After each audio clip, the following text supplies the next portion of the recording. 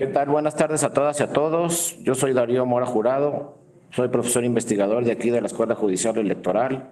Para los que no me conocen, y siempre les digo que pueden participar en este curso en cualquier momento, no al final de la sesión, sino pueden participar en cualquier momento con una manita, con algún comentario ahí en el chat o simplemente abriendo su micrófono. El día de hoy, bueno, conmigo van a estar en la sesión de hoy, mañana y pasado. Vamos a ver este tema de la prueba, varios temas de las pruebas, pero finalmente vamos a llegar al tema de la prueba ilícita. Vamos a ver exactamente durante un proceso electoral, bueno, durante un juicio, durante los procesos electorales pues se presentan juicios y en estos juicios pues vamos a ver exactamente el capítulo de pruebas, pero cuándo es cuando deben de presentarse. Vamos a hacer un repaso general de las pruebas, aunque ya han visto seguramente varios temas en diferentes sesiones y posteriormente en las sesiones de mañana y pasado pues ya vamos a ir entrando poco a poco a este tema de la prueba ilícita, porque ahorita pues hay una discusión muy importante sobre la prueba ilícita, que se los dejo ahí pero poco a poco lo vamos a ir revisando. El tema de la prueba ilícita es que luego con la prueba ilícita pues se pueden confirmar algunos hechos. Pues qué tan importante es no confirmar esos hechos porque se llegaron al expediente pruebas no ilícitas. Por ejemplo, grabaciones o temas de redes sociales o temas de llamadas telefónicas, etcétera. Lo vamos a ver eso muy bien porque pues hasta ahorita ya lo veremos posteriormente, pero pues la Suprema Corte dice que no se pueden admitir en un juicio pruebas ilícitas. El problema que ya iremos poco a poco definiendo y a ver si ustedes me dan su opinión, pues es que muchas veces con las pruebas ilícitas se puede resolver un asunto.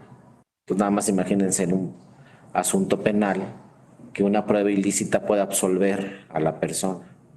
Y si no hacemos valer la prueba ilícita, pues este puede ser condenado.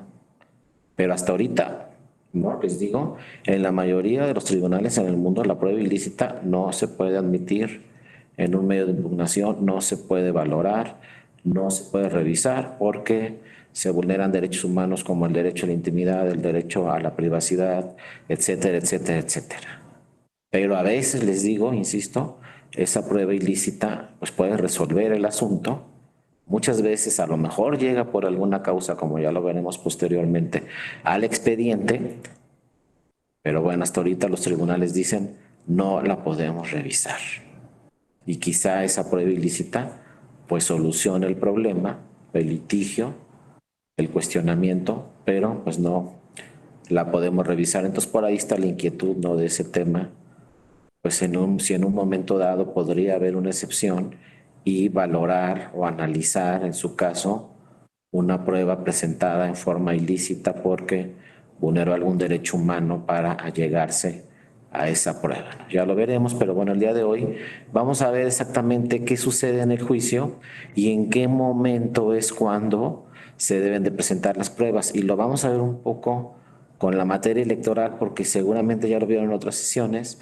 En la materia electoral pues cambia radicalmente este sistema de presentación y valoración de pruebas, porque además el problema que tenemos en materia electoral pues es que la valoración de las pruebas muchas veces tiene que realizarse en periodos muy, pero muy breves. También hay un asunto ahí interesante que a ver si podemos también revisar, que la ley pues dice que la prueba pericial no se puede presentar durante los procesos electorales. Seguramente ya vieron ese tema, pero imagínense que llega una persona, nada más un ejemplo, llega una persona a registrarse como candidata o candidato en un distrito de los que se llaman indígenas, es decir, en un distrito federal, donde solamente a diputaciones federales, por ejemplo, donde solamente pueden registrarse personas que pertenezcan a una comunidad indígena, porque en ese distrito,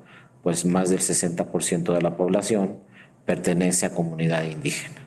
Entonces llega una persona, se registra, Por ejemplo, en este 2024, que llegue una persona, se registre a una candidatura indígena y entonces el INE pues admita ese registro y de repente alguien impugne ante la autoridad y diga pues no pertenece a una comunidad indígena, niéguenle su registro como candidata o como candidato.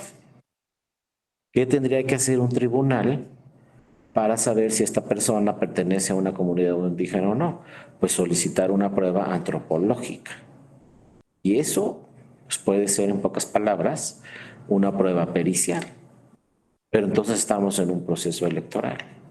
Y la ley dice que durante los procesos electorales no se admiten las pruebas periciales. Entonces, ojo, puede haber por ahí excepciones en casos como este, porque el tribunal pues, tiene que saber necesariamente si esa persona pertenece o no a una comunidad indígena. La naturaleza y el origen de que las periciales no se pudieran ofrecer y realizar durante los procesos electorales es porque muchos decían que no da tiempo. Ahora hay legisladores que señalan pues que se modifique la legislación y que se incorpore en la legislación. Si da tiempo, que se desahogue la prueba pericial. Y si no da tiempo, pues que no se desahogue, ¿no? Pero ahorita la ley es muy clara, seguramente les digo, ya lo vieron, y no se puede desahogar, dice, durante los procesos electorales, no se puede desahogar la prueba pericial. Por ahí creo que Mónica levantó la mano. Adelante, Mónica, te escuchamos. Buenas tardes. Hola, ¿qué tal? Aprovecho, muy buenas tardes a todas y a todos. No fue de manera involuntaria al manipular el teléfono. Muchas gracias. Ah, sí, no te preocupes, Mónica. Bueno, seguimos acá. Noel, amigo, ¿cómo estás? Gusto en saludarte. Adelante, te escuchamos. Maestro, buenas tardes, gusto en saludarlo nuevamente. Aquí andamos, Noel, dime. Qué bueno, qué bueno. Oiga, yo tengo una duda. Sí, dime. En materia de jurisdicción indígena, en materia de amparo, no se exige una prueba pericial, antropología, dice usted, para acreditar la calidad de indígena. Únicamente basta con la autoadscripción de la persona para tenerlo por acreditado esa condición. De hecho, está creo que regulado ya en el artículo 2º constitucional. No sé si en materia electoral se aplique lo mismo, que únicamente basta con que la persona que promueve diga que se autoadscribe a un grupo indígena y con eso ya es suficiente para tenerlo por acreditar o con ese carácter. Igual con las personas afromexicanas. Entonces, no sé si en materia electoral se requiera acreditar ese carácter con la pericial. Gracias, maestro. No, a ti, Noel, muy buena apreciación la que señalas. Y es así exactamente como lo dices. De entrada, se admite que esa persona pertenece a una comunidad indígena con la sola autoascripción. De entrada, pero si alguien impugna, acuérdense, el INE todo lo va a tomar de buena fe. Y si yo llego al INE y le digo, este es mi credencial de elector y vivo en esta ciudad, por ejemplo, el INE va a decir, ah, bueno, muy bien, te lo tomo de buena fe, es una credencial que yo expedí, perdón, y de buena fe, pues entiendo que me estás diciendo que vives en esta ciudad y quizá por lo tanto tengas residencia. Lo mismo sucede con estas personas indígenas de entrada. Si llegamos al INE, le decimos pertenecemos a esta comunidad indígena, me autoescribo, etcétera, lo toma también de buena fe el INE y lo registra. Aquí el problema viene si llega un tercero en un juicio y le dice al tribunal, ¿sabes qué? Esa persona no pertenece a una comunidad indígena y presenta algún tipo de pruebas indiciarias, ¿no? No puedes decirlo nada más así. Tendría que presentar algunas pruebas indiciarias, aunque sea pues unas testimoniales o alguna confesional o decir que él lo conoce, etcétera. Pero si ya se entabla el juicio, entonces sí, muchas veces el tribunal pues ha tenido que solicitar este tipo de pruebas para que otra autoridad especialista en ese tipo de pruebas pues nos diga si la persona en realidad pertenece o no a una comunidad indígena. Pero de entrada, como dices muy bien, Noel, hay que atender a lo que dice la Constitución, y si nos dicen yo pertenezco y nadie impugna, ya quedó ahí debidamente registrada esa persona, porque él mismo está señalando que pertenece a una comunidad indígena. El problema es cuando llega un tercero, ¿no? Y impugna, y entonces sí inicia un juicio, y entonces pues va a presentar a una persona determinadas pruebas y la otra, pues otras ahí tendría que resolverse. Ya el tribunal ha solicitado en distintas ocasiones pues esta pericial antropológica para que pues le contesten ya una autoridad. Pero sí que bueno que esa es la apreciación, Noel, porque solo en caso de que se impugne ese registro. Sí, adelante, Julio César, te escuchamos. Maestro, buenas tardes. Bueno, entonces Buenas ahora ya me tardes. entró una duda. Sí, dime. ¿Cómo debo de entender entonces la autoadscripción calificada? ¿De qué parte? ¿Por qué autoridad? Por parte, No te en el, escucho. en el tribunal, ¿cómo puedo entender la autoadscripción calificada? Bueno, es que este es aquí el caso, Julio, es que si ya ofrece una serie de pruebas, además de que dice soy y pertenezco a una comunidad indígena, ofrece algunas pruebas, aunque sean indiciarias, o el INE le dice, oye, pues sabes qué me estás diciendo, pero preséntame, no sé, lo que sea, alguna prueba indiciaria, pues ya se entiende, ¿no? Que lo demostró. Pero aunque sea ya calificada ante una autoridad administrativa o ante una autoridad jurisdiccional, se puede impugnar esa decisión a otra autoridad jurisdiccional o en una segunda instancia. Fíjense, si hablamos de una elección local, a lo mejor el instituto dice que sí, y luego se va al tribunal electoral local y también dice que sí, puede llegar hasta el federal impugnando pues esos temas, ¿no?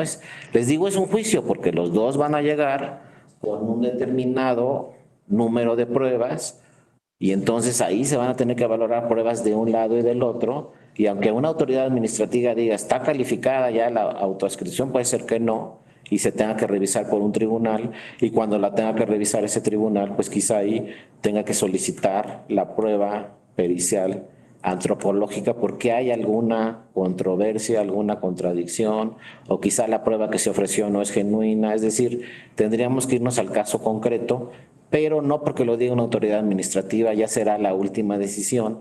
Muchas veces impugnan a los tribunales, y entonces los tribunales, para llegarse de mayor certeza sobre ese tema, pues sí solicitan la pericia antropológica, que también, como seguramente saben muy bien, pues no la realiza un tribunal, sino una autoridad especializada en ese tipo de periciales, ¿no? Pero bueno, pueden darse esas circunstancias, Julio. No sé si quedó claro. Sí, muchas gracias. No, a ti, Julio. Adelante, Noel, te escuchamos nuevamente. Sí, entonces estamos en el entendido, bueno, también es pregunta, de que aquella persona que refute que la otra persona es indígena tendría la carga de la prueba de Eso sí, acreditarlo. Sí, ¿verdad? así es, Noel. Al respecto, aquí en el estado donde yo vivo, aquí en Oaxaca, hay una sala de justicia indígena en el Tribunal Superior de Justicia, y esta sala ha resuelto incluso asuntos penales, asuntos administrativos, asuntos familiares, en donde contienden grupos indígenas o contienden personas que pertenecen a un grupo indígena. Y la jurisdicción estatal, fíjense que aún así, la jurisdicción federal, por ejemplo, los jueces de distrito se abstienen de conocer y mandan los asuntos a esa sala de justicia indígena. Obviamente, en materia electoral sí conoce el Tribunal Electoral del Estado, pero sí en algunas otros conflictos, sobre todo de derecho privado y de derecho público, como es, por ejemplo, el derecho fiscal o el derecho administrativo, sí conoce también esa sala de justicia indígena. Gracias, maestro. No, exactamente, Noel, es un gran ejemplo. Ojalá tuviéramos pues esa sala también a nivel federal y en las demás entidades federativas, porque muchos estados en la República pues tienen comunidades indígenas, entonces deberíamos de tener esa sala en otros lados. Y bueno, acuérdense que aquí en el Tribunal Electoral pues sí tenemos por lo menos, ¿no?, la Defensoría para la atención pues antes nada más era a grupos y comunidades indígenas, y a partir de hace algunos meses Se abrió la defensoría también para cualquier tipo de personas que pertenezcan a cualquier grupo vulnerable. Pero ojo, sí, como dice muy bien Noel y también la inquietud de Julio César, el tema indígena tiene un régimen especial, un tratamiento especial y cambian mucho las reglas en el tema de comunidades indígenas y constantemente siguen cambiando las reglas. Por ejemplo, una regla que está desde hace muchos años en materia electoral es que en materia indígena aplica la suplencia de la deficiencia de la queja total, completamente. Entonces, bueno, aquí pues muchas veces acuden a la defensoría para personas o comunidades indígenas y se les da una suplencia total, no se le da una debida asesoría a las personas que vienen aquí y pues también el tratamiento de los casos pues siempre va con una interpretación favorable a proteger los derechos, en este caso del tribunal, pues los derechos políticos de esa persona que pertenece a una comunidad indígena. Se busca siempre la interpretación favorable para proteger sus derechos políticos. Por eso esta excepción que les puse, pues es una excepción. Por lo general siempre se protegen los derechos políticos de las personas que pertenecen a comunidades indígenas.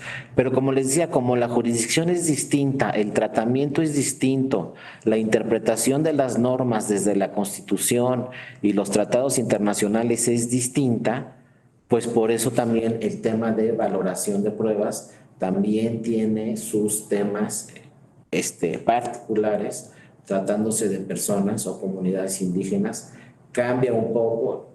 Entonces, solamente como lo estamos precisando, que llegue otra persona y que presente, pues como dice el tribunal, ¿no? Pruebas mínimas, donde de alguna forma surja la duda de que esa persona no pertenece a una comunidad indígena, se le daría entrada a esa demanda y a esa revisión de ese asunto.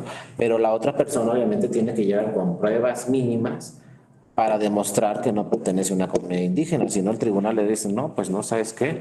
Mínimo, ofréceme pruebas mínimas para que yo restrinja el derecho político de esta persona por no pertenecer a una comunidad indígena, porque el tribunal siempre va a tratar de proteger a esa persona, porque estamos hablando de la materia indígena. Entonces sí tiene que llegar con pruebas mínimas, por lo menos, esa persona para acreditar que efectivamente no pertenece a una comunidad indígena, porque pues acuérdense ya desde hace algunos años, pues tanto el INE como el tribunal han dictado acuerdos y resoluciones en los cuales dice que hay un determinado número a nivel federal, por ejemplo, en diputaciones, hay un determinado número de distritos indígenas. Entonces, si no perteneces a una comunidad indígena, no te puedes registrar en ese distrito para candidato o candidata a diputada o a diputado federal. Por lo tanto, pues se registran, lo toma todo de buena fe el INE, presentan su credencial, etcétera, pero por ahí puede llegar alguien, nomás que ese que llegue y diga que no pertenece a una comunidad indígena, para que se tenga que resolver ese asunto, se admita, perdón, y se tenga que resolver, pues tiene que llegar con pruebas mínimas, pruebas indiciarias, donde pueda acreditar al tribunal, o por lo menos surja la duda si en realidad esa persona pertenece a una comunidad indígena o no. Son casos muy excepcionales, pero sí han llegado casos y el Tribunal Electoral pues sí ha ordenado, no, la pericial antropológica para resolver algunos casos y pues saber efectivamente si esa persona pertenece a una comunidad indígena y puede participar como candidato o como candidata en una elección determinada, o si no, se le niega su registro. Pero créanme que la excepción es negarle el registro. Por lo general se busca una interpretación favorable a la protección de los derechos políticos de todas las personas y pues mayor aún si es una persona, ¿no?, que pertenece a una comunidad indígena. Pero bueno, ahí están. Los casos y los temas ya los iremos revisando. Ahora, lo primero que tenemos que revisar es qué es lo que sucede cuando se presenta un juicio, porque luego vemos en estos diplomados de pruebas que muchas veces nos vamos directamente a las pruebas. Pero, pues desde mi punto de vista me gusta ver todo el diseño, cómo se va a plantear un juicio y en qué momento es cuando se van a presentar las pruebas o se van a ofrecer y se van a valorar estas pruebas. Acuérdense que en un procedimiento donde una secretaria o un secretario de estudio y cuenta va a elaborar un proyecto de sentencia, pues tiene que ir paso por paso. Eso ya lo hemos visto en algunas otras sesiones, donde no nos podemos saltar ni un paso, porque eso puede ser muy grave, saltarnos un paso. Imagínense que nos llegue un expediente a un tribunal y que lo primero que hagamos es valorar pruebas. Ahí nos podríamos estar equivocando y estar valorando pruebas sin ningún sentido. Y estar quizá trabajando de más sin ningún sentido. Entonces, tenemos que ir paso por paso. Primero hay que revisar cuáles son los antecedentes del caso. Como estos temas que me están preguntando, hay que ver quién, por ejemplo, está negándole el registro a esta persona, ante qué autoridad acudió y si esa autoridad ya emitió una resolución y si luego esa resolución se impugnó ante otra autoridad y si la primera autoridad, por ejemplo, era administrativa, era un instituto o era el INE y la segunda autoridad ya era un tribunal estatal y después llega, ¿no?, a una sala regional del Tribunal Federal o a la propia sala superior, ¿no?, dependiendo. Pero primero tenemos que revisar todos los antecedentes, como ahorita ustedes me están preguntando, pues para ver efectivamente qué pasó. Bueno, fue y se registró. Y la autoridad administrativa lo registró, le concedió el registro. Y ya fue ante la autoridad jurisdiccional un tercero, y el tercero fue el que le dijo al tribunal, oye, ¿sabes qué? Niégale el registro o revócale el registro que le otorgó la autoridad administrativa. Entonces ahí es la segunda etapa, ver si fue un tribunal local o si fue un tribunal federal, a lo mejor fue una sala regional y se impugnó a la sala superior, o a lo mejor fue un tribunal local, o a lo mejor fue directamente la autoridad administrativa la que de plano le negó el registro sin ningún, y no está debidamente fundamentada su resolución negándole el registro, o a lo mejor sí le dio el registro y no tenía indicios suficientes para darle ese registro, etcétera. Entonces, bueno, en pocas palabras, lo primero que tenemos que revisar son los antecedentes. ¿Cómo vamos a ir a valorar pruebas sin saber los antecedentes? Porque luego, por ejemplo, pues puede ser que llegue un expediente a un tribunal y quieran resolverlo rapidísimo porque ya los plazos son muy breves y se van directamente a las pruebas. Entonces ya estamos cometiendo un error porque a lo mejor nunca vamos a llegar a las pruebas por diferentes temas, ¿no? Ahorita los vamos a ver. Entonces, primero, antecedentes del caso, ver todo lo que ha sucedido, cómo inició el procedimiento, era un registro y hasta dónde va y cuáles resoluciones tenemos y de qué autoridades tenemos. Ya que sabemos exactamente todos los antecedentes del caso, inclusive revisar precedentes y eso, nos pasamos a la etapa 2, ¿no? Esto, fíjense, esto nos los han comentado muchas veces a los tribunales, pues personas que ni se imaginan. Nos los han comentado, por ejemplo, ingenieros, donde los ingenieros nos dicen, es que ustedes deben de seguir un protocolo. A lo mejor por ser abogadas y abogados, no siguen el protocolo que seguimos, por ejemplo, los ingenieros. Y muchas veces, si no se sigue el protocolo, pues se trabaja de más. O podemos caer en otros grandes errores. Por ejemplo, si soy piloto en un avión, no puedo despegar hasta que cumpla con un cierto protocolo y revisar 15 puntos. Si no reviso esos 15 puntos, no puedo despegar y los tengo que revisar yo y luego volverlos a revisar el copiloto, ¿no? Para que estén seguros de esos 15 puntos, por ejemplo. A lo mejor, fíjense, uno de esos 15 puntos ¿tiene gasolina o no el avión? Entonces decimos, sí tiene, pero el segundo punto, fíjense cómo son los protocolos ya más científicos, el segundo punto sería, bueno, sí tiene gasolina, pero ¿nos alcanza esa gasolina para llegar al destino o no nos alcanza? No solamente es, sí tiene gasolina, no, sino nos alcanza para ir a ese punto al que vamos o no. Esa es parte del protocolo. Por ejemplo, también una vez que platiqué con una persona un ingeniero también, que trabajaba, o no sé si todavía trabaje, en la empresa Bimbo, Desde hace muchos años entró a trabajar a la empresa Bimbo y lo primero que le dijeron cuando lo contrataron en Bimbo fue, tienes que seguir el protocolo, aquí está este manual. Es una especie de protocolo. Lo primero que tienes que hacer es estudiarte el manual todo entero, para que conozcas cómo es la empresa, cuál es la idea de la empresa, cuáles son los objetivos y además de que conozcas muy bien en ese manual cuáles son tus actividades ya particulares. Que tienes que llegar a las 8 de la mañana, tienes que ponerte tal uniforme, tienes que estar en esta línea de producción, tal. Y luego los abogados no hacemos eso. O los académicos o los filósofos, los que nos dedicamos a ciencias sociales, los politólogos, muchas veces no hacemos eso y no vamos en orden y eso nos puede causar doble o triple trabajo. También en el tema de un juicio es lo mismo, tenemos que ir en orden. Entonces, ¿cuál es el punto número 2 que no nos podemos saltar? No podemos hablar de pruebas nunca si primero no hablamos del punto número 2. Luego así no se nos van, ¿no? No, vente, revísate las pruebas y hay que valorar las pruebas. No, ¿sabes qué? Primero antecedentes del caso. No voy a meterme a las pruebas. Primero antecedentes del caso. Y luego si voy a presentar una demanda, pues lo mismo. Tengo que hacer el mismo protocolo, pero como litigante, no como juzgador, ¿no? O como una persona que va a realizar un proyecto de sentencia. El punto número 2, ¿qué nos dice? Jurisdicción y competencia.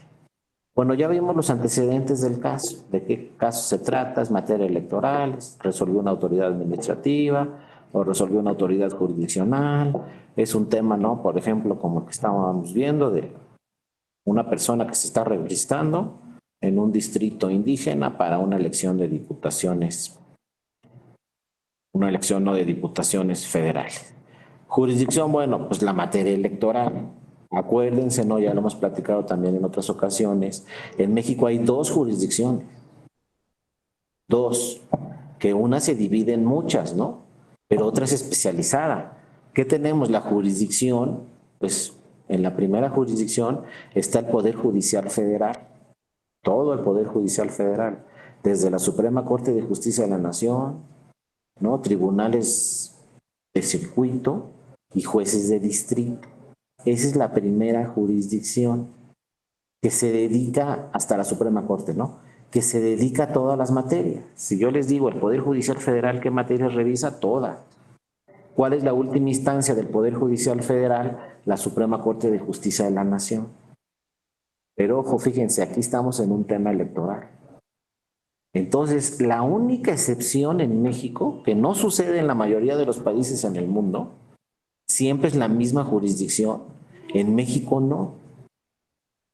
En México hay 2, la de que revisa todas las materias y la jurisdicción electoral. Entonces, al estar hablando ahorita de una materia electoral, pues tenemos que decir, mira, vamos a la jurisdicción especializada. Y al decir vamos a la jurisdicción especializada, estamos diciendo al mismo tiempo que vamos a una jurisdicción con leyes particulares especializadas, con medios de impugnación particulares especializados, ¿no? Y con tribunales y magistradas y magistrados que van a resolver todos esos asuntos. Pero vean, ya nos estamos yendo a la jurisdicción especializada. ¿Qué tal si ahorita estábamos hablando de un tema que no es electoral? Pues ¿para qué discutimos de pruebas y de autoridades electorales y del desahogo de pruebas en materia electoral si no es electoral el tema? Pues yo no puedo entrar a valorar pruebas si no estoy seguro que estoy en la jurisdicción electoral. Y muchas veces sí hay la duda si es jurisdicción ordinaria o es jurisdicción electoral.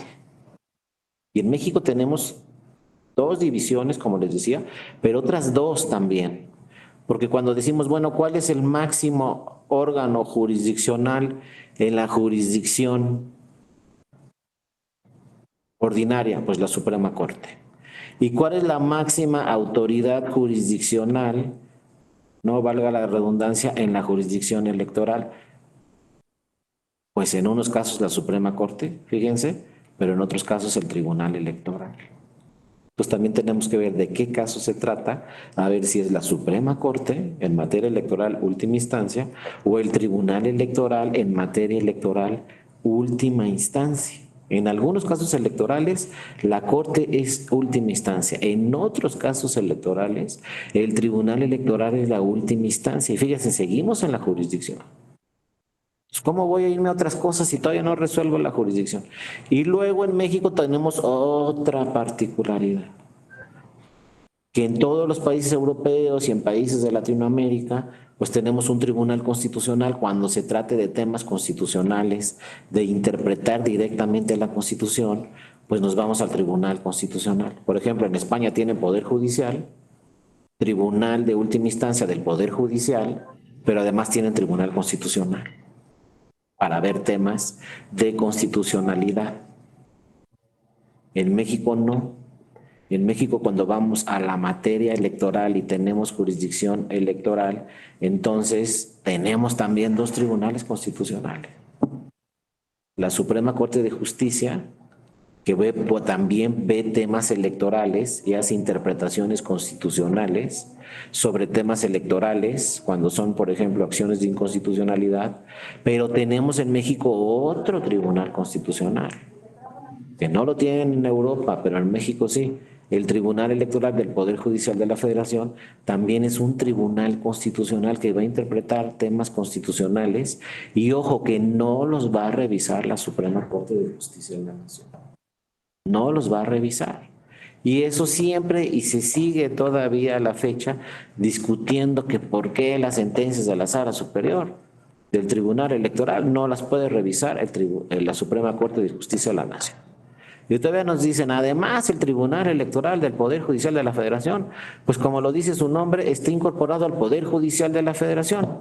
Y la Constitución dice que el máximo órgano del Poder Judicial de la Federación, pues es la Corte, y entonces como que las sentencias del Tribunal Electoral del Poder Judicial de la Federación no pueden ser revisadas por la Corte, pero no pueden ser revisadas por la Suprema Corte, por otros temas, ¿no? Entre ellos, cuando se discutió este tema en el Poder Legislativo, pues se decía, es que no da tiempo.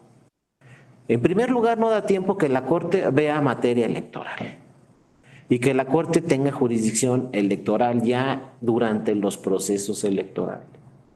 Porque imagínense nada más, el próximo año vamos a tener la elección o el proceso electoral más grande en toda la historia de nuestro país, porque va a haber elecciones en las 32 entidades federativas, senadurías, diputaciones y presidencia de la República. Y entonces todo eso va a pasar por los institutos, por los tribunales electorales estatales, por las salas regionales y por la sala superior. Y muchos asuntos se tienen que resolver en 2 semanas, otros en 3 semanas, otros en 1 mes, pero todos se tienen que resolver en plazos muy breves. Entonces imagínense que después de pasar por un instituto, por un tribunal electoral, por la sala regional, por la sala superior, y cada una de estas instituciones tienen 1 o 2 semanas para resolver esos asuntos, todavía le digan a la Corte, tú revisa las sentencias de la sala superior, pero tienes 3 días para revisarlas nada más. ¿Y cuántas son? Pues 1000. ¿A qué horas los va a recibir el Pleno? ¿A qué hora va a revisar 1000 sentencias de la Sala Superior en un plazo de 1 o 2 o 3 semanas? Si además la Suprema Corte tiene que resolver asuntos, como ya lo saben muy bien, de todas las materias. Entonces no fue un capricho del legislador, simplemente el legislador dijo, no, la Sala Superior va a ser la última instancia en materia electoral porque la Corte no es un órgano especializado en materia electoral y 2, no le da tiempo a la Suprema Corte, al Pleno de la Suprema Corte, de resolver todas estas impugnaciones porque la única materia que tiene plazos para resolver, plazos límite, pues es la jurisdicción electoral. Al Tribunal Electoral le puede llegar una demanda y la tiene que resolver en 2 días y no hay de otra más que en 2 días, porque si resuelve después su sentencia ya no tendría efectos. Entonces son temas tan especializados y con plazos tan breves para resolver que en México se decidió hacer una jurisdicción especializada en materia electoral. Y luego para acabarla, ¿no?, de complicar, pues en materia electoral también, fíjense, no se puede acudir a la Corte Interamericana de Derechos Humanos. Pero ¿en qué sentido?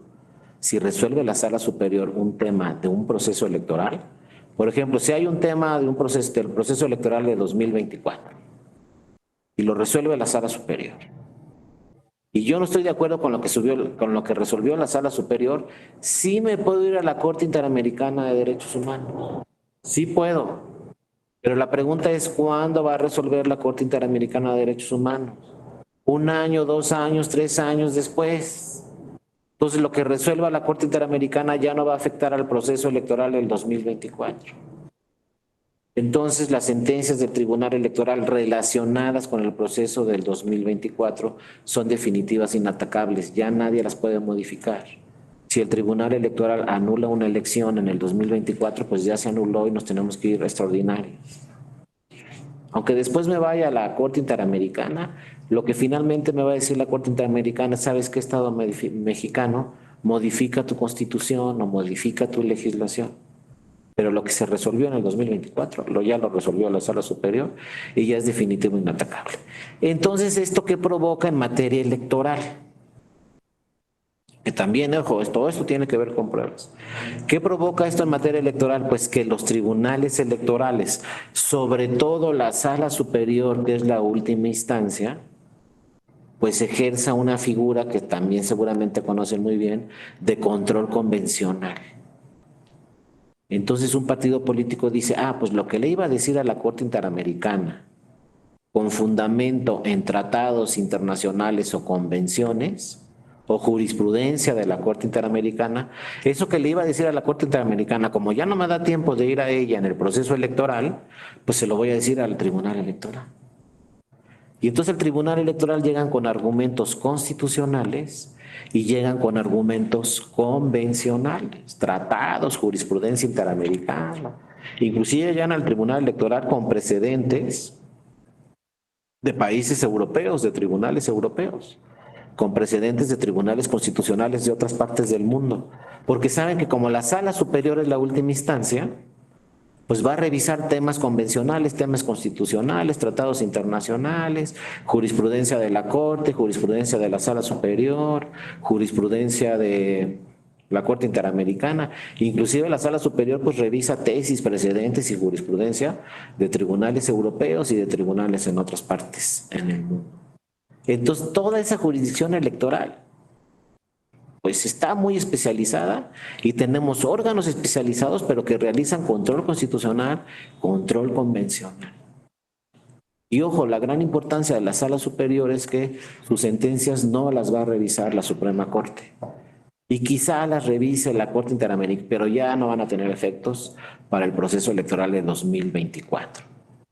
Entonces, pues también se tiene que revisar la forma, ¿no?, los criterios y cómo valoran las pruebas en otros países del mundo y cuáles son los criterios sobre la valoración de las pruebas en otros países del mundo, que dicen tratados internacionales y que dicen sentencias e interpretaciones en otros países del mundo, como un tema muy interesante en pruebas, que es la reversión de la prueba, donde la carga de la prueba no le corresponde al que presentó la demanda, sino le corresponde, ¿no?, al denunciado, ¿no?, al que pues está demandado, en pocas palabras. O sea, si yo soy la víctima, presento una demanda ante el tribunal y yo no tengo que ofrecer las pruebas y presentarlas. Quien tiene que decir que no es cierto lo que estoy diciendo es el demandado o la parte demandada. Eso es reversión de las pruebas. No se dan todos los temas, pero sí se da temas, por ejemplo, de comunidades indígenas, se da en tema de violencia política en razón de género, cuando aplica esta figura de la reversión de la prueba, donde el que tiene que probar es el denunciado, no la víctima, porque la víctima dice, no, pues con trabajos me pude defender, por ejemplo, de un tema de violencia política o de cualquier otro tema de violencia, si lo sacamos de la materia electoral, un tema de violencia sexual, un tema de violencia en redes sociales o cualquier tipo de violencia, pues muchas veces dicen, oye, apenas alcancé a defenderme y todavía quieres que venga aquí y presente pruebas, pues ¿cómo voy a presentar pruebas? Imagínense en materia penal una menor de edad que ¿no? Tiene una violencia sexual de cualquier tipo y todavía le diga el tribunal, pero tráeme las pruebas. Pues, ¿a qué horas te voy a traer las pruebas? Entonces ahí aplica la figura de la reversión de la prueba y entonces la persona denunciada le corresponde la carga de la prueba y para decir que no hacía cierto, él es el que tiene que presentar las pruebas. Entonces, todo esto en materia electoral, en jurisdicción electoral, pues lo tiene que hacer el Tribunal Electoral, porque el Tribunal Electoral ya sabe que no da tiempo de ir ni a la Corte Interamericana de Derechos Humanos. Entonces el Tribunal Electoral busca precedentes internacionales, pero también los partidos políticos o las personas que vienen al tribunal le hacen valer temas convencionales al propio tribunal porque ya sabe que este tribunal los va a revisar y los va a resolver. Por ejemplo, en Europa hay tribunales constitucionales que protegen lo que dice su constitución. Pero ya cuando el tema pasa a lo convencional, a tratados internacionales, a convenciones, a legislación internacional como la legislación europea, se va a un tribunal internacional. Si yo voy, por ejemplo, al Tribunal Constitucional Español o a la Corte Constitucional Francesa, cuando emiten una sentencia, entonces hago valer tratados internacionales, hago valer normas europeas y me voy al Tribunal de Justicia Europeo, al Tribunal Europeo de Derechos Humanos. Y todo lo convencional lo ven los tribunales internacionales. Pero se tarda mucho más el caso, son dos instancias totalmente distintas. ¿Y cuánto va a tardar? En materia electoral no pueden tardar los casos. Por eso en Europa no hay tribunales electorales y nos cuestionan mucho que porque dicen es que ustedes se ponen una soga al cuello, porque de repente les llega un asunto donde tienen que revisar constitución, tratados internacionales, jurisprudencia, etcétera, etcétera, valorar una serie de pruebas y tienen 15 días para hacerlo, todo.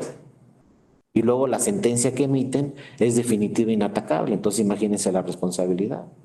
Están dictando una sentencia que ya nadie más va a revisar.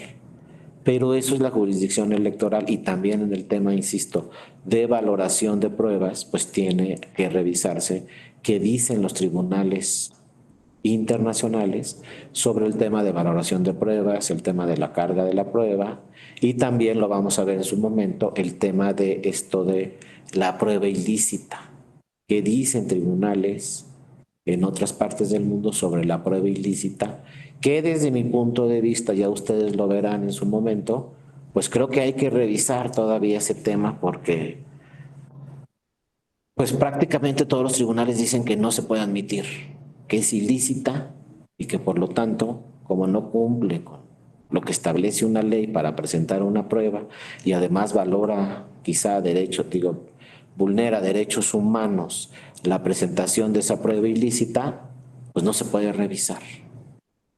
No se puede admitir, pero si por ahí aparece en el expediente, no se puede valorar y no se puede resolver con esa prueba ilícita. Pero insisto, ya hay académicos especializados que dicen, bueno, pero si esa prueba ilícita resuelve el problema y resuelve el problema para absolver a una persona y no está en la cárcel 20 años, mejor que se vaya a la cárcel 20 años porque la prueba es ilícita. Vean el tema, ¿no? Es muy, muy complejo. No, pues es que la prueba es un chat de WhatsApp y las personas del chat, pues no aprobaron que se presentara eso como prueba. Porque también hay casos donde si yo acepto que se presente ese chat como prueba y yo hice ese chat con otra persona y también la otra persona decide y acepta que esa prueba se presente, pues ya no hay, por ejemplo, ya no se vulnera el derecho a la privacidad. Y entonces sí. Pero si dicen que no y se ofrece esa prueba, pues es una prueba ilícita. Estamos vulnerando el derecho a la privacidad, por lo menos. Deben ser mucho más derechos. Pero ¿qué tal si con ese chat se resuelve el asunto? No, pues no, que no se resuelva, ¿no? Y así lo dicen los tribunales en el mundo. Estamos en ese tema, ¿no? Adelante, Luis Octavio. Buenas tardes, te escuchamos. ¿Sí querías participar, Luis Octavio? No sé si me escuches. Sí. Porque para esto. Hacia adelante. Sí, se escucha muy bien. ¿Se Gracias, escucha? sí se escucha. No se escucha. Sí se escucha, Luis Octavio, adelante. Buenas tardes, doctor. Escuchamos. Sí, por ejemplo, se podría hacer un criterio de ponderación, ¿no? Que pondera más la, la privacidad o el derecho a la libertad. O sea, por ejemplo, Exactamente, Luis Octavio, ya de ponderar, exactamente, es un ejemplo muy,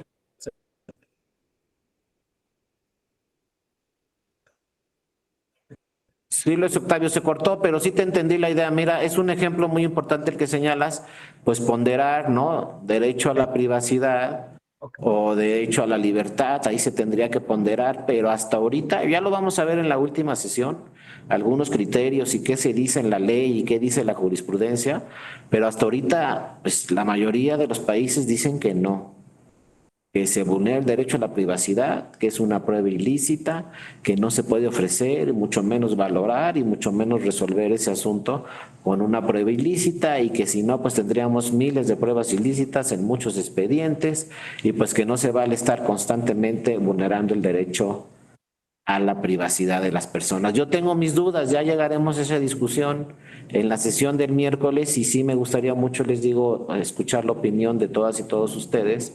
Si seguimos con los criterios de tribunales en el mundo que dicen que es ilícita y no sirve esa prueba, o nos vamos a las excepciones y al tema de ponderar en qué casos sí, en qué casos no, o si de una forma, aunque sea excepcional, en algún momento dado puede revisarse, ¿no? Esa prueba ilícita. Ya lo veremos, pero se los dejo ahí para que le vayan dando una revisada, ¿no? Ese. Bueno, fíjense, vamos en la jurisdicción todavía. Entonces, ya que sabemos qué es jurisdicción electoral, ya sabemos que la jurisdicción electoral llega hasta un tribunal constitucional, ya sabemos que ese tribunal constitucional va a revisar criterios de la Constitución y criterios de tratados internacionales, va a revisar criterios de tribunales mexicanos y criterios de tribunales internacionales y dentro de esos criterios pues está la valoración de las pruebas. Pues cuando vamos por la materia electoral, ya tenemos que estar pensando qué dicen en México sobre esa valoración de esas pruebas, pero también qué dicen en otras partes del mundo, sobre todo la que es obligatoria, qué dice la Corte Interamericana sobre temas de valoración de las pruebas. Ese tema que les decía de la reversión de la prueba, pues es un tema que nace en la Corte Interamericana de Derechos Humanos, pero que ya el tribunal en algunos casos ha aplicado el caso de reversión de la prueba y le dice en el juicio, ¿sabes qué? Ahora la carga de la prueba no le corresponde al actor, la carga de la prueba le corresponde al demandado o a la demandada. Casos excepcionales, ¿no? Pero se da. Y eso les digo atendiendo a normas internacionales. Bueno, entonces como los pilotos del avión ya pasamos a la jurisdicción, ya sabemos que es materia electoral, ya sabemos qué autoridad tiene que resolver el asunto, ahora pasamos a la competencia. Y en la competencia también, para darle una revisada rápido, pues acuérdense, tenemos institutos en las entidades federativas, electorales, a lo mejor ahí empieza el asunto y se va a impugnar una resolución de un instituto estatal electoral. Si lo que se impugna es una resolución de un instituto estatal electoral, en la mayoría de los casos, no en todos, pero en la mayoría de los casos, quien va a revisar esa resolución es el Tribunal Electoral del Estado o de la Ciudad de México. Y después, contra esa resolución del Tribunal Electoral del Estado, pasamos al Tribunal Electoral, ¿no? Ya del Poder Judicial de la Federación, que puede ser una sala superior o las salas regionales, pero están todas esas instancias. Entonces tenemos que ver exactamente quién es la autoridad competente, si el Tribunal Electoral o la sala regional o la sala superior, y luego son 5 salas regionales, pues hay que ver qué sala regional me corresponde. Acuérdense que son 5, ¿no? Una con sede en Ciudad de México, Toluca, Jalapa, Guadalajara y Monterrey. Y cada una de esas salas tiene una competencia de 60 distritos. En el país son 300. Entonces hay que ver el distrito que se esté impugnando en su caso, por ejemplo, y en el estado que esté ese distrito, a ver a qué sala regional corresponde. Y eso no creo que es tan sencillo. Fíjense, yo que soy de Colima, pues a 2 horas está la sala regional Guadalajara. ¿Y saben qué sala tiene competencia? La sala regional Toluca. Pues los de Colima van a Toluca, no a Guadalajara. Y luego los, por ejemplo, de Aguascalientes van a Monterrey. Y por ahí está muy cerca Guadalajara o está muy cerca Toluca. Bueno, pues van hasta Monterrey. Pero suceden esas cosas porque pues, cada sala tiene que tener 60 distritos. Y hay estados que tienen muchos distritos y hay estados que tienen muy pocos. Por ejemplo, el Estado de México son 40 distritos y el Estado de Colima son 2. Entonces tienen que hacer ahí sus números pues, para que a cada sala regional le correspondan 300 distritos. Luego, si es un tema estatal, pues tengo que ver también al tribunal, tengo que ir y acudir al tribunal electoral de mi estado y eso también varía mucho, que también es un tema que se está revisando, porque por ejemplo, te los pongo fácil. El Tribunal Electoral de Colima hay 10 municipios. Entonces imagínense que se impugnen los resultados electorales en el 2024 de los 10 municipios de Colima. Un partido impugna los 10 resultados electorales en los 10 municipios de Colima. No está de acuerdo con ninguno de los resultados municipales, ¿no? De ayuntamiento. Son 10 ayuntamientos, impugna los 10, llegan 10 demandas al Tribunal Electoral de Colima. Bueno, pues está bien, sí da tiempo de resolver 10, etcétera. Pero a ver, Veracruz son 212 municipios. Si un partido impugna los resultados de los 212 municipios, entonces al Tribunal Electoral de Veracruz van a llegar 212 demandas. A un tribunal le llegan 10, a otro tribunal le llegan 212. Pero bueno, así son las entidades federativas. Un municipio tiene 10, un estado tiene 10 municipios, por ejemplo, Aguascalientes tiene 11, Baja California. Pero Puebla, Estado de México, Veracruz, tienen más de 200. Oaxaca tiene 500, ¿no? Como dice aquí nuestro compañero Noel. Pues Oaxaca tiene 575 municipios. ¿Cuántas demandas pueden llegar? Pero esa es la competencia. Y entonces, bueno, uno dice, bueno, a unos estados les fue bien, a otros estados les fue mal. Pero todo lo que resuelvan los estados, luego llega al Tribunal Electoral Federal. Entonces, al Tribunal Electoral Federal les van a llegar las 10 demandas de Colima, las 11 demandas de Aguascalientes, pero le van a llegar también las 212 de Veracruz, o las 575 de Oaxaca. Todo se concentra finalmente en el Tribunal Electoral Federal. Y entonces imagínense, antes se decía, bueno, pero en un año 10 estados tienen elecciones, al siguiente año 10 y al siguiente año 10. Entonces le van a llegar asuntos al Tribunal Electoral Federal en un proceso electoral de 10 estados, en otro proceso electoral de otros 10 y en otro de otros 10. Pues no se va a juntar todo. Pero luego, ¿qué creen que quisieron hacer las entidades federativas? Dijeron, queremos empatar nuestras elecciones con las federales. Se modificaron las constituciones estatales, por eso algunos gobernadores duraron 2 años nada más, otros 3, otros 4, porque todos los estados quisieron empatar sus elecciones. Al empatar los estados sus elecciones con la federal, pues ¿cuál fue el resumen total? Que el próximo año vamos a tener elecciones en las 32 entidades federativas, más las federales, porque por lo menos cada estado tiene una elección empatada con la federal. ¿Pero qué nos dice eso? Que al Tribunal Electoral Federal pues le van a llegar asuntos de 32 entidades federativas por primera vez. Y tiene que resolverlos en plazos límites. Aquí la única pues ventaja es que por ejemplo, los ayuntamientos de Colima se instalan en una fecha, los de Nayarit en otra, los de Baja California en otra, y entonces no tienen que salir todos los asuntos el mismo día. Pero el Tribunal Electoral va a llevar un calendario y va a decir, a ver, ¿cuáles son los primeros órganos que se instalan después del proceso electoral? Pues que los de Colima, hay que sacar todo lo de Colima. Luego que sigue Nayarit, hay que sacar todo lo de Nayarit. Luego que sigue Ciudad de México, hay que sacar todo lo de Ciudad de México. Así, los 32. Porque si el Tribunal Electoral resuelve un asunto, por ejemplo, de un ayuntamiento, después de que se instaló ese ayuntamiento, ya no tiene efecto la sentencia. Entonces va a haber un calendario de 32 entidades y estos se resuelven el 1 de septiembre, estos el 7, estos el 15, estos el 30 de septiembre, y estos estados el 15 de octubre, y estos estados el 31 de octubre, y estos el 15 de noviembre, y estos en diciembre, y creo que los últimos el 1 de enero toman posesión.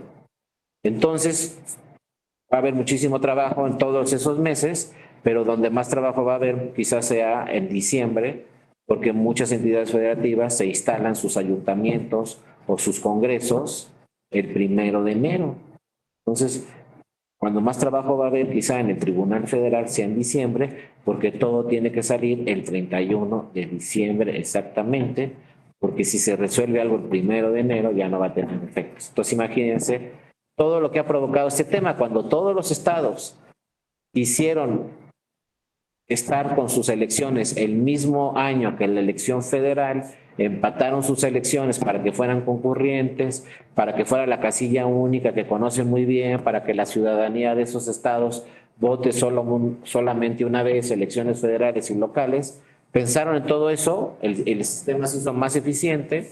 Nosotros como ciudadanos o ciudadanos no tenemos que ir varios años a votar, en algunos estados, en otros sí, pero no pensaron en el Tribunal Electoral. Porque sí está muy bien empatar las elecciones, pero entonces todas las impugnaciones de todos esos estados van a llegar en el mismo año al Tribunal Electoral. Pero bueno, así están las cosas y va a tener que resolver todos esos asuntos, primero los tribunales estatales, pero luego como en un embudo todo va a llegar al Tribunal Federal de las 32 entidades federativas, de diputaciones federales, de senadurías y de la Presidencia de la República. Ahora, aquí también depende mucho también de los resultados electorales, porque lo que nos han dejado los últimos 3 procesos electorales presidenciales, lo que nos han dejado de experiencia es que si los resultados son cerrados llegan muchísimas impugnaciones, pero si los resultados no son cerrados, no llegan tantas. Por ejemplo, el mejor ejemplo es 2018.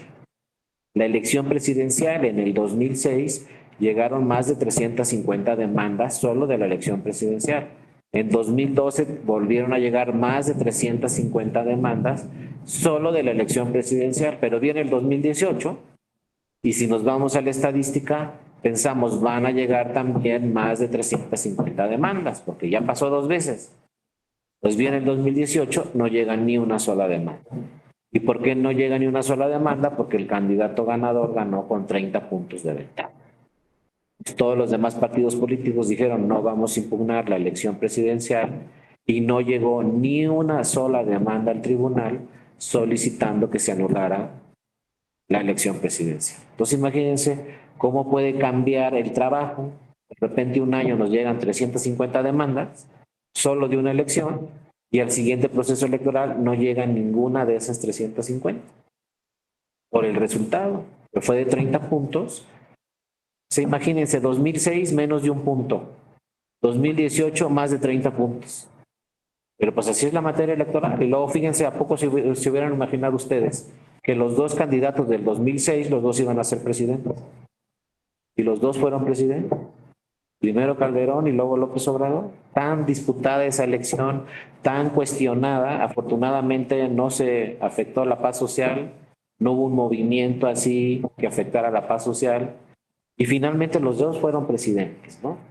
Afortunadamente también esa es una gran ventaja de los tribunales electorales que de alguna forma pues buscan como la última finalidad del derecho el bien común y la paz social. Yo no quiero saber qué hubiera sucedido en el 2006 sin un tribunal, cómo se hubiera resuelto ese asunto. Imagínense que le hubiera tocado a las diputadas y a los diputados resolver ese asunto, no sé cómo hubiera quedado ese problema, ¿no?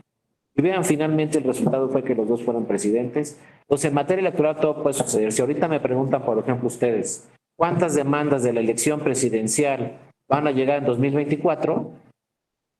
Pues les puedo decir, a lo mejor como en el 2006, más de 350, pero a lo mejor como en el 2018, ninguna. Más o menos, ¿cuál va a ser el parámetro? Pues el resultado entre el primero y el segundo lugar.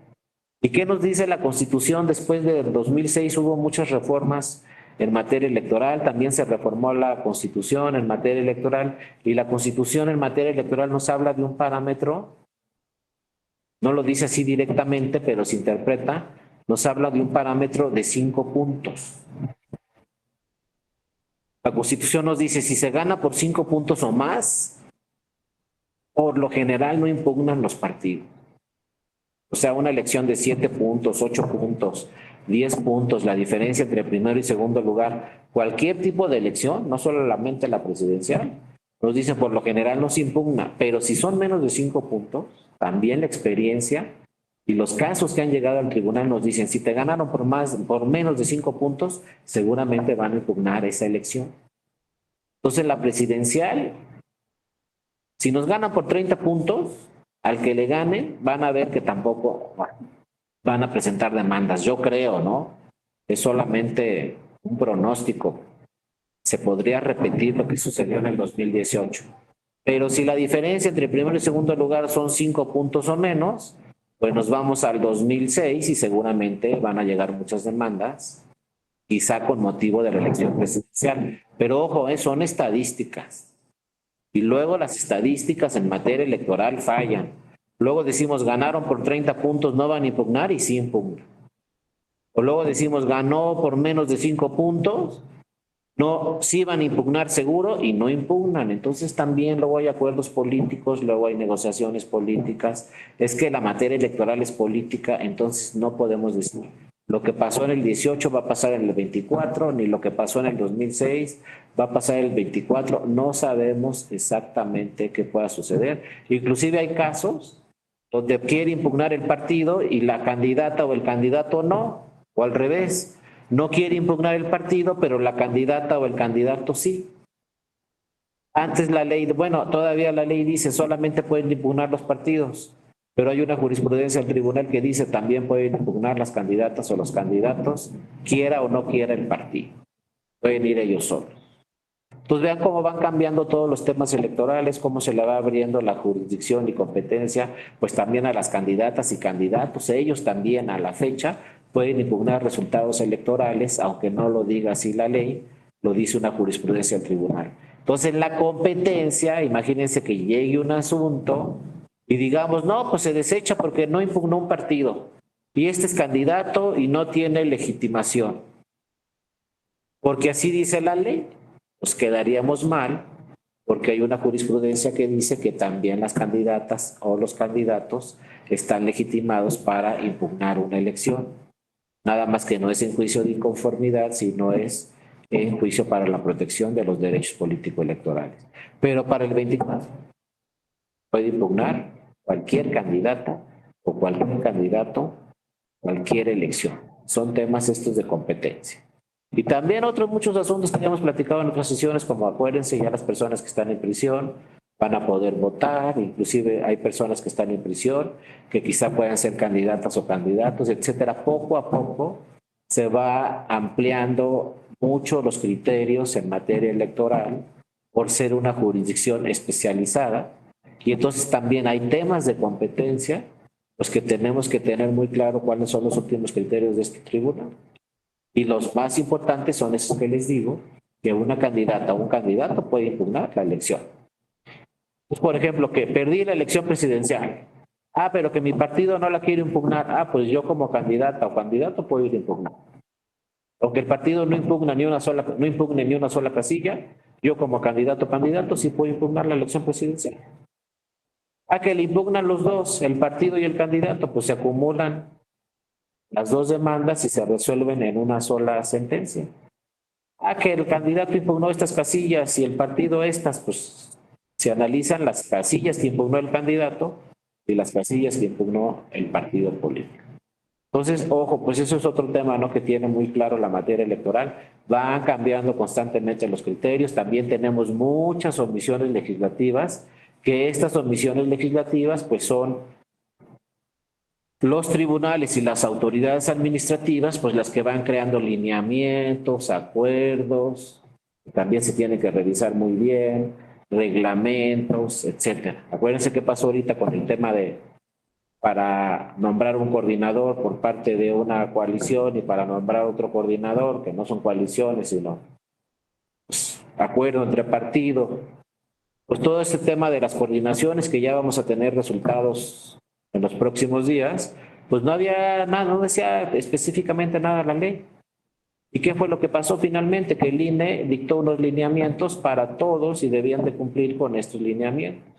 Entonces, muchas veces la participación de la autoridad administrativa también es fundamental para cubrir omisiones legislativas o hacer interpretaciones a la ley, emitir acuerdos, lineamientos, y en esos temas pues también vienen temas de competencia que se tienen que revisar. Claro, todos los lineamientos, acuerdos, reglamentos que resuelva el INE o dicte el INE o alguna autoridad administrativa local, pues pueden ser revisados obviamente por los tribunales electorales, que tendrán la última palabra. Ya después de la competencia, entonces sí nos pasamos a la procedencia. Entonces, en un juicio también tenemos que ver si esa demanda cumple con todos los requisitos para admitirla o no. Porque ¿para qué empezamos a analizar las pruebas? Fíjense, si a lo mejor no se admite el asunto. Y eso en materia electoral no hemos avanzado mucho, a pesar de que el 17 de la Constitución habla de tutela judicial efectiva. En materia electoral no hemos avanzado mucho. ¿Saben todavía qué dicen las leyes en materia electoral? Si la demanda no tiene firma autógrafa, se desecha. No se admite. Entonces, entre otros requisitos, se tiene que revisar siempre, a ver, ¿viene la firma autógrafa en la demanda? No, pues no viene, no se puede, no puede haber, imagínense, todavía en materia electoral no tenemos la figura de prevención. No podemos decirle a esa persona, oye, ven al tribunal otra vez y reconoce la demanda. Tienes 24 horas. Imagínense, la ley no nos da esa posibilidad. La ley dice, si no viene firmada, ni siquiera firmaste el escrito de presentación de demanda, se desecha de plano en medio de impugnación. Yo supe una vez de un caso, ¿no? En una ponencia, donde, por ejemplo, tenían que revisar, creo que 150 actas de escrutinio y cómputo. Es decir, se impugnaron 150 casillas, llegaron los paquetes de 150 casillas y había que revisar 150 actas de escrutinio y cómputo a ver si estaban bien llenadas o no estaban bien llenadas. Entonces le tocó a una persona ese asunto, con unos auxiliares, revisaron ese asunto, revisaron las 150 actas de escrutinio y cómputo, vieron cuáles estaban bien, cuáles estaban mal, cuáles se podían subsanar los errores, en cuáles se tendría que abrir el paquete, o sea, revisaron todo eso en 3-4 días, ¿no? O las 150 actas. En una sala de juntas pusieron ahí las 150 actas y revisaron una por una, ¿no? Pero de repente, imagínense, por ahí una persona se da cuenta y al cuarto día que habían hecho todo ese trabajo, les dice, oye, ¿ya se fijaron que no viene firmada la demanda? No viene firmada, entonces ¿qué hay que hacer? Desechar esa demanda. ¿Para qué revisaron las 150 actas de escrutinio y cómputo si vamos a desechar la demanda? Y todas esas actas de escrutinio y cómputo, ustedes lo saben muy bien, pues son documentales públicas, con valor probatorio pleno, hay que revisar todas esas pruebas, pero ¿para qué revisamos todas esas pruebas si el asunto lo vamos a desechar? Fíjense, es lo que nos critican los ingenieros a los abogados, ¿no? Oiga, pues ¿para qué haces todo esto si no vas en orden? Y pues sí tienen razón. Obviamente el piloto del avión nunca podría hacer eso, andar revisando pruebas si todavía no revisó lo primero, ¿no? No puede despegar el avión si no revisó todos los puntos que tiene que revisar. Y eso lo podemos aplicar no solamente en lo jurisdiccional, en un expediente, ¿no? Sino en muchas cosas personales que hacemos en nuestra vida, pues sí tener ahí una especie de protocolo, una especie de checklist o revisar el 1, el 2, el 3, el 4, ¿no? De lo que ustedes quieran. Eso sirve muchísimo y es un tema de los ingenieros, pero sirve muchísimo y también en un juicio no vamos a valorar pruebas, no vamos a hablar del tema de pruebas y vamos a desechar el medio de impugnación. Entonces la procedencia es fundamental, procede, cumple con los plazos, con los requisitos, viene firmada la firma, es la autoridad competente, etcétera. Inclusive, por ejemplo, también en el tema de competencia, pues si un caso no llega a la autoridad responsable, pues se puede mandar a la autoridad responsable. A lo mejor presentaron la demanda del Consejo 1 y se tenía que presentar en el Consejo 2, el Consejo 1 dice, ah, caray, se equivocaron, es el 1, pues el Consejo Distrital del 1 lo tiene que enviar al 2. Está obligado. Pero, ojo, como en materia electoral, como todo sucede, si da tiempo. Tengo 4 días para presentar mi demanda. Si la presento el cuarto día a las 23:50, pues tengo 10 minutos para enviar la demanda al otro distrito. Pues si me da tiempo, la envío al otro distrito, pero si no da tiempo, pues se va a desechar, porque se presentó ante una autoridad que no es la competente. Pero si se presenta esa demanda en vez de a las 23:50 del último día, se presenta, por ejemplo, a las 20 horas del último día, pues todavía hay tiempo que esa autoridad la lleve a la autoridad competente. Si el otro distrito está a 1 hora de camino, por ejemplo, pues llevamos la demanda al otro distrito y se admite la demanda en otro distrito, atendiendo a temas electorales, no en todas las materias, pero en materia electoral sí, de la suplencia o la eficiencia de la queja. Sabes que te equivocaste, era el distrito 2, yo soy el distrito 1, pero bueno, da tiempo, la voy a enviar al distrito 2. Y vean, todo esto que estamos platicando en esta sesión no tiene que ver con pruebas, pero si no lo tenemos muy claro, luego vamos a andar analizando temas probatorios, y resulta que tenemos que ir por pasos y tenemos que conocer todo el procedimiento, a ver en qué momento llega el tema de las pruebas. El tema de las pruebas va a llegar hasta que lleguemos a este tema, estudio de fondo. Ya se admitió el asunto, ya es jurisdicción electoral, somos los competentes, procede el asunto, y entonces llegamos a esta figura, ¿no?, que es el estudio de fondo. En el estudio de fondo, lo primero que tenemos que revisar es que va a haber una persona que llega con una pretensión y otra persona que es la resistencia, o sea, el litigio. Uno va a pedir una cosa y el otro va a defender otra cosa, o sea, el que presenta la demanda y el demandado en materia electoral es el que presenta la demanda, y en la mayoría de los casos puede ser la autoridad responsable, el demandado, o el tercero interesado. Por ejemplo, si hablamos de la calificación de una elección, el que presenta la demanda es el segundo lugar y quiere que se anule la elección. Esa es la pretensión. La resistencia, ¿quién es? El primer lugar que se resiste a que se anule la elección, ¿no? Así de fácil. Entonces, primero ya vamos al fondo, vemos de qué se trata el litigio, pues que se trata que se anule una elección, cuál es la pretensión de que presentó la demanda, que se anule por esto y esto y esto. ¿Qué dice el que ganó la elección? Que la resistencia no se debe anular la elección por esto, esto y esto. Y entonces ahí es donde entra, desde mi punto de vista, lo más importante en un juicio, que son las pruebas. Ahí el tribunal, en cuanto vea que es un litigio, va a decir, este pretende esto. ¿Qué pruebas está presentando? Y esta es la resistencia, que dice que no debe de suceder eso. ¿Qué pruebas está presentando para decirnos que no debe suceder eso? Y es ahí donde pues inicia la figura, ¿no? Inicia el juicio. Ahora hay dos tipos de juicios. El juicio, que es la primera instancia, y el recurso. Técnicamente o académicamente, la doctrina nos dice que son dos instancias. Primero el juicio y luego el recurso. El juicio es la instancia original que va a revisar todo, que va a valorar todas las pruebas, que va a analizar todas las pruebas.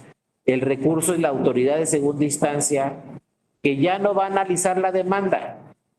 A lo mejor tampoco va a analizar las pruebas. Lo que hace la segunda instancia es ver si está bien hecha la sentencia o no de la primera instancia. Lo que impugnamos ante la segunda instancia ya no es que se anule la elección, por ejemplo, o que le nieguen el registro a esta persona. Lo que impugnamos en segunda instancia es revisar si esa sentencia de la primera instancia está bien hecha o no. Y lo segundo que revisa la segunda instancia, por ejemplo, es si se valoraron o no se valoraron bien las pruebas, y si se valoraron todas las pruebas. Ahora aquí cambia, ¿no?, el tema de jurisdicción. Si es poder judicial ordinario, y soy autoridad de segunda instancia, por ejemplo, soy magistrado de circuito y estoy revisando una sentencia de un juzgado de distrito. Si en ese juzgado de distrito no valoraron algunas pruebas, y viene una parte y me dice a mí, segunda instancia, es que no me valoraron estas pruebas, mira, revisa la sentencia, no me valoraron estas pruebas. Entonces lo que hace el Tribunal Colegiado de Circuito es emitir una sentencia para efectos. Al emitir una sentencia para efectos, eso quiere decir que va a regresar el asunto al juzgado de distrito. En materia electoral no sucede eso. Cuando se va el asunto a segunda instancia, entonces ahí la segunda instancia lo hace en plenitud de jurisdicción y lo revisa directamente porque ya no da tiempo de regresar el asunto. Bueno, compañeras y compañeras, con eso terminamos el día de hoy. Mañana ya seguimos directamente ya el tema de las pruebas, ¿no? Y de las pruebas ilícitas, cuáles son ilícitas, cuáles no son ilícitas y otros temas que vamos viendo poco a poco, pero sí hay que llevar esta estructura, hay que llevar estos pasos. Pero bueno, de entrada, ojalá haya sido de interés la sesión de hoy. Nos vemos mañana. Acuérdense, como siempre les digo, a la misma hora, en el mismo canal. Muchas gracias a todas y a todos por su atención. Y mañana aquí estaremos a la misma hora en el mismo canal. Les agradezco.